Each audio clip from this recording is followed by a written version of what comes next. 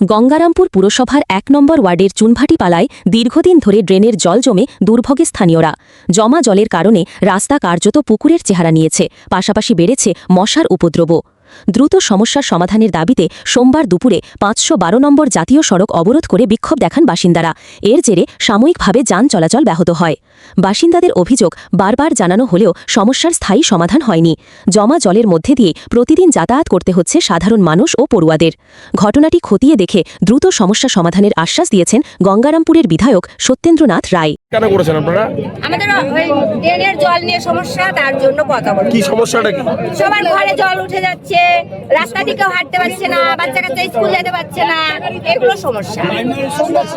এই কারণের জন্য পথ অবরোধ করেছেন? হ্যাঁ, আপনারা চান কি চান? আমরা চাই ওটা সমস্যাটা সমাধান করতে। ১ নম্বর ওয়ার্ড কালীঘাট, ঠিক আছে, আজ থেকে ১৫ বছর ধরে সমস্যা। ড্রেনের জল মেন রাস্তা উঠে যায়। অনেক পিটিশন দেওয়া হয়েছে, কোনো কাজ হয়নি। আমাদের ঘরের মধ্যে, মন্দিরের মধ্যে, মেন ঘরের মধ্যে এখন হাঁটু জল। কি করবো? কতগুলো বাড়ি? প্রায় ১০-১২টা বাড়িতে সমস্যা। কেউ কোনো কথা শুনছে না, যার জন্য আমাদের নিজেদের মধ্যে গন্ডগোল। প্রচুর অ্যাপ্লিকেশন পৌরসভায় থাক পড়ে গেছে দিতে। ড্রেনের লোক আসে, কাজ করতে পারে না। ওরা বলে ড্রেন সারে কাজ হবে না, রাস্তা ড্রেন ঠিক করতে হবে। এই জন্য আমাদের আজকে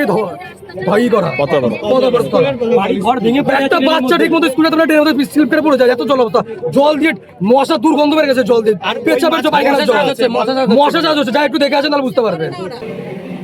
যে তৃণমূল চলে গেছে তাদের প্রেতাত্মা, তারা ১৫ বছরের কাজগুলো করতে পারেনি। ওই প্রেতাত্মাগুলো কিছু নিরীহ মানুষকে ওই ১ নম্বরে তাদেরকে উস্কানি দিয়ে রাস্তায় নামিয়ে দিয়েছে। তারা এতদিন পর্যন্ত ওই কাজগুলো করতে পারেনি।